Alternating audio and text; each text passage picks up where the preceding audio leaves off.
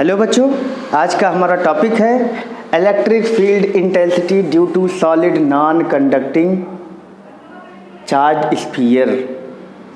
यानी कि एक ठोस गोले के कारण जो कि चार्ज है, इसके कारण डिफरेंट पॉइंट्स पर हमको इलेक्ट्रिक फील्ड की इंटेंसिटी आज कैलकुलेट करना है। तो चलते हैं, मान लेते हैं एक स्फीयर है जो हमको दिया गया है, इसकी रेडियस हम मान लेते हैं कैपिटल आर है और इसमें पूरा चार्ज बटा हुआ है। तुम जानते हो कि अगर यह सॉलिड है, नॉन कंडक्टिंग है, तो इसमें वॉल्यूम चार्ज डेंसिटी पाई जाएगी। वॉल्यूम चार्ज डेंसिटी पाए जाने का मतलब क्या है कि charge is distributed over its volume. Now we have to find out the electric field intensity at point P, which may be outside, which may be on the surface and which may be inside of the sphere। तो यह Gauss theorem का हमारा fourth application है। किस तरीके से हम इस इलेक्ट्रिक फील्ड इंटेंसिटी को फाइंड आउट करेंगे, ये हम लोग देखने चल रहे हैं। सपोज दैट केस फर्स्ट अगर हम लोग देखते हैं तो केस फर्स्ट को हम करते हैं let point P is outside. अगर आउटसाइड द स्फीयर हो तब क्या होगा, तब हम लोग काम करते हैं आउटसाइड द स्फीयर होगा, that is small r greater than capital R. मान लेते हैं कि हमारा ये जो पॉइंट P की दूरी है ये क्या है, स्मॉल आर है, और इससे हम लोग क्या कर रहे हैं, इस आर दूरी पर इलेक्ट्रिक फील्ड की इंटेंसिटी को फाइंड आउट करने चल रहे हैं। इस इलेक्ट्रिक फील्ड की इंटेंसिटी को आर दूरी पर अगर फाइंड आउट करना है तो हमें एक गॉसियन स्फीयर को फॉर्म करना पड़ेगा। मान लेते हैं कि ये गॉसियन स्फीयर जो है हमने बनाया है, इसकी रेडियस कितनी है, स्मॉल आर है। तो स्मॉल आर रेडियस का ये क्या हो जाएगा, गॉसियन स्फीयर हो जाएगा। और इस स्फीयर से यह पूरा दिया गया स्फीयर जो कैपिटल आर रेडियस का है वो परिबद्ध होगा, बंधा होगा, इनक्लोज्ड होगा। तो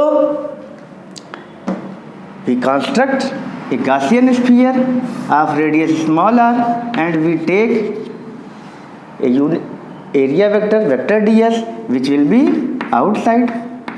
इलेक्ट्रिक फील्ड जो होगा उस पॉइंट पर वो भी कहाँ होगा, आउटसाइड होगा। इलेक्ट्रिक फील्ड भी आउटसाइड, एरिया वेक्टर भी आउटसाइड। यहाँ थीटा क्या होगा, 0 डिग्री, ठीक है ना, थीटा विल बी 0 डिग्री। तो इस तरह से अब पॉइंट P पर जब R greater than capital R हो, ये कैपिटल R है, ये इस कैपिटल R, ये स्मॉल r है, ये कैपिटल R से बड़ा है, यानी पॉइंट P आउटसाइड है। इलेक्ट्रिक फील्ड की इंटेंसिटी फाइंड आउट करने चल रहे हैं। तो क्या होगा, तो हम गॉस थ्योरम यूज करते हैं। देन फ्रॉम गॉस थ्योरम क्या कहती है, closed integration of vector E dot ds equal to charge enclosed upon epsilon naught. ये हमने कर दिया। तो क्या हो जाएगा, ये E ds cos 0 equal to q by epsilon naught. तो ये क्या हो जाएगा, ये हो जाएगा e इंटू केवल s हो जाएगा equal to q by epsilon naught. s क्या हो जाएगा यहाँ, 4 pi small r square equal to q by epsilon naught. तो e इक्वल टू क्या हो जाएगा, अरेंज कर लोगे तो 1/4 pi epsilon naught into q by r square, ठीक है ना। इस तरह से एक डेरिवेशन अगर ये हम लोग पा गए कि e equal to 1/4 pi epsilon naught q by r square, तो ये पॉइंट चार्ज का इलेक्ट्रिक फील्ड है r दूरी पर। तो क्या ऐसा नहीं लग रहा है कि इलेक्ट्रिक फील्ड ये पॉइंट चार्ज का है।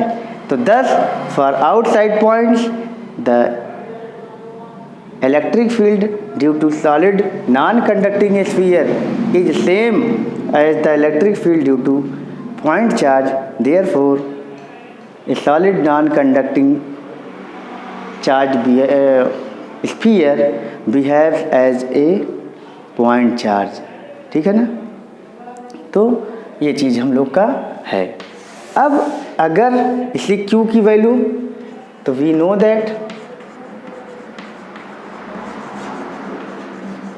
वी नो दैट, क्या जानते हो, ये जो हमारा रो है यहाँ, रो इक्वल टू क्या है, क्यू बाई वॉल्यूम। अगर रो क्यू बाई वॉल्यूम है तो वॉल्यूम क्या है यहाँ, 4/3 पाई कैपिटल आर क्यू। तो Q equal to rho into 4/3 pi capital R Q.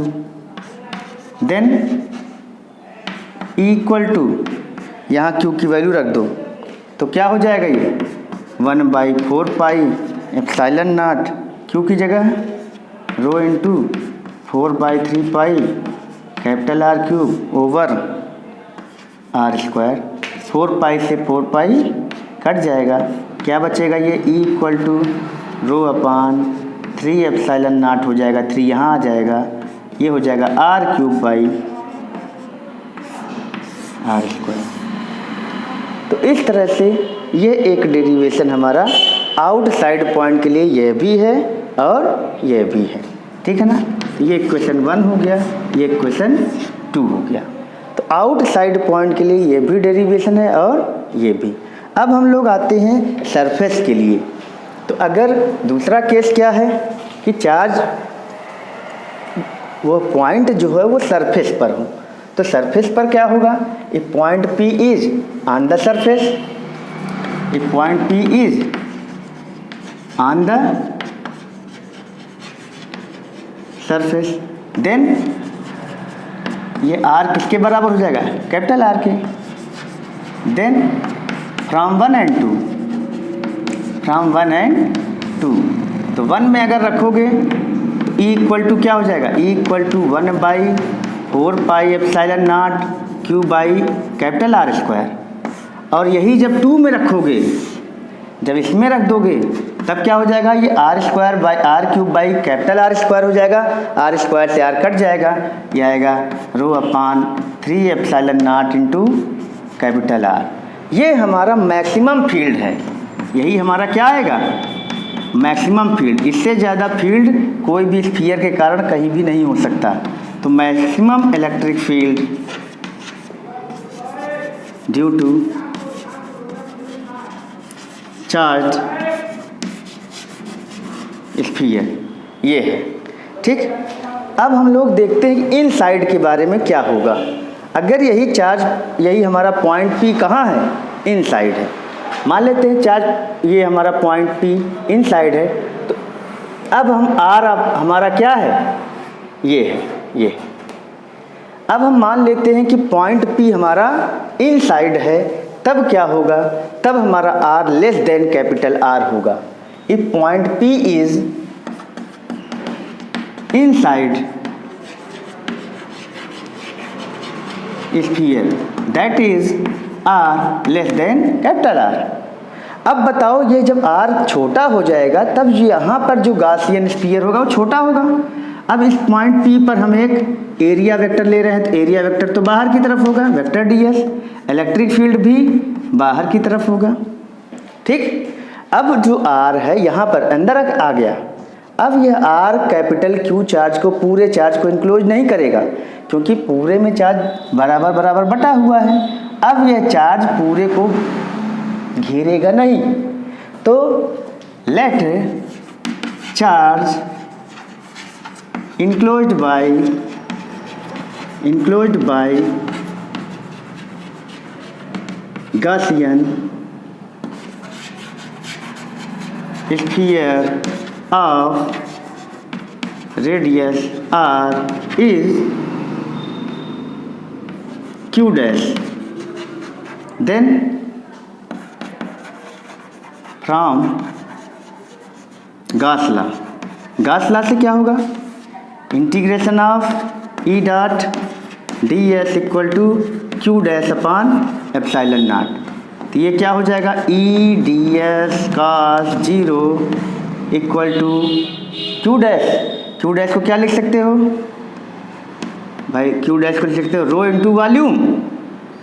भाई rho equal to charge upon volume, तो क्यू इक्वल टू क्या हो जाएगा, रो इंटू वॉल्यूम। तो 4/3 पाई क्या हो जाएगा, स्मॉल आर क्यूब। क्यों? क्योंकि अब तो स्मॉल आर रेडियस वाला चार्ज को घेरे रहेगा, उतना ही चार्ज क्यू डैश है, तो 4/3 pi R cube upon epsilon naught. यहाँ हो जाएगा ई इंटू एस हो जाएगा rho into 4/3 4 pi R cube upon 3 epsilon naught. E into S की वैल्यू क्या हो जाएगी? अब ये गॉसियन स्फीयर का क्या है? ये गॉसियन स्फीयर का ही तो ये यस है ये। तो अगर ये गॉसियन स्फीयर का यस है तो यहाँ हो जाएगा 4 pi R square equal to rho into 4 pi R cube upon 3 epsilon naught. तो 4 पाई से 4 पाई कैंसिल आउट हो जाएगा। अब ई बताओ क्या हो जाएगा? ई इक्वल टू यहाँ आर स्क्वायर से यहाँ आर स्क्वायर कट जाएगा, तो ये बचेगा rho upon epsilon naught into R by 3। बताओ, रो अपान एप्सिलॉन नॉट, यहाँ आर स्क्वायर से आर स्क्वायर यहाँ निकल जाएगा, आर बचेगा, तो rho upon epsilon naught R upon 3। यहाँ से तुम देख रहे हो कि ई जो हो रहा है वो आर के प्रोपोर्शनल हो रहा है, हो रहा है नहीं? यहाँ आर के प्रोपोर्शनल है कि नहीं है? तो solid non conducting charge sphere के इनसाइड पॉइंट्स पर कहीं पर भी इलेक्ट्रिक फील्ड जो होता है वह सेंटर से जो दूरी है उसके प्रोपोर्शनल होता है। क्योंकि अब यहाँ पर आर के प्रोपोर्शनल है, अगर आर 0 हो गया तो आर 0 होने का मतलब सेंटर पर, कहाँ पर भाई? अगर ये आर 0 हो गया अंदर तो इसका मतलब सेंटर पर, तो सेंटर पे अगर आर हो जाएगा 0 तो ई इक्वल टू क्या हो जाएगा? ई सेंटर इक्वल टू 0। इसका मतलब है कि सॉलिड नॉन कंडक्टिंग स्फीयर के सेंटर पर इलेक्ट्रिक फील्ड 0 होता है और सरफेस तक जाने पर वह लगातार बढ़ता जाता है। और सरफेस पर क्या होगा? मैक्सिमम होगा, जैसा कि अभी हमने बताया पीछे, सरफेस पर मैक्सिमम होगा। और जब वह बाहर की तरफ जाने लगता है, जब आर कैपिटल आर से बड़ा हो जाता है, उस समय जो वेरिएशन होता है वो आर स्क्वायर के इन्वर्सली प्रोपोर्शनल होता है और तब इलेक्ट्रिक फील्ड तेज़ी से घटता है। तो चलते हैं, अब ये हमारा पूरा हो गया है, अब इसको हम लोग नोट कर लेंगे और चलते हैं, इसका एक ग्राफ बनाएंगे। वो ग्राफ किस तरह से होगा ये हम लोग देखने चल रहे हैं कि how electric field intensity very with distance. तो चलो हम ये स्फीयर बना लेते हैं ये, और ये कैसा है? फुल्ली चार्ज है, अंदर भी बाहर भी नॉन कंडक्टिंग। ठीक, ये सेंटर है, यहाँ से इलेक्ट्रिक फील्ड है, ये हमारी दूरी कितनी है? आर है, ठीक है ना? ये हमारा सेंटर से जो दूरी है वो क्या है? ये आर है, ये दूरी आर है, तो यहाँ पर भी ये दूरी क्या होगी? ये आर है, ये भी क्या है? आर है। तो बताओ सेंटर पर इलेक्ट्रिक फील्ड क्या है? ये इलेक्ट्रिक फील्ड की लाइन है, ये स्मॉल आर है। अब देखो सेंटर पर तो 0 है और सेंटर से सरफेस तक लीनियरली, देखो आर की पावर 1 है, ई की पावर 1 है, तो इलेक्ट्रिक फील्ड लीनियरली वेरी कर रहा है, सीधा जा रहा है।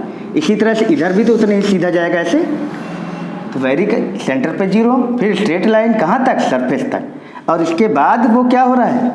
यहाँ पर ई जो है वो प्रोपोर्शनल टू आर है, यहाँ भी ई प्रोपोर्शनल टू आर है। लेकिन अब जब बाहर जाएगा तो ये तेज़ी से घटेगा। तो इस तरह से जब ये बाहर जाएगा तो ये तेज़ी से घटेगा। क्यों? क्योंकि यहाँ E inversely proportional to R square है, ये इन्फिनिटी पर जाके 0 होगा, तो E inversely proportional to R square. तो अक्सर यही इतना ही ग्राफ बना होता है, ऐसे जाएगा फिर ऐसे। तो लेकिन हमने पूरे स्फीयर को कंसीडर किया है, तो इधर भी ऐसे होगा और इधर भी। अगर इस पूरे ग्राफ को उलट दोगे तो यही ग्राफ एक दूसरे पे ओवरलैप कर जाएगा। इस तरह से सरफेस पर तुम्हारी इलेक्ट्रिक फील्ड इंटेंसिटी सबसे ज़्यादा होती है, जो कि 3 epsilon naught into capital are होती है, और इनसाइड वो आर के प्रोपोर्शनल होती है, जैसा कि यहाँ पर दिख रहा है। तो बहुत इंपॉर्टेंट ग्राफ, आगे हम लोग इसका पोटेंशियल भी निकालना सीखेंगे। आज के लिए इतना ही।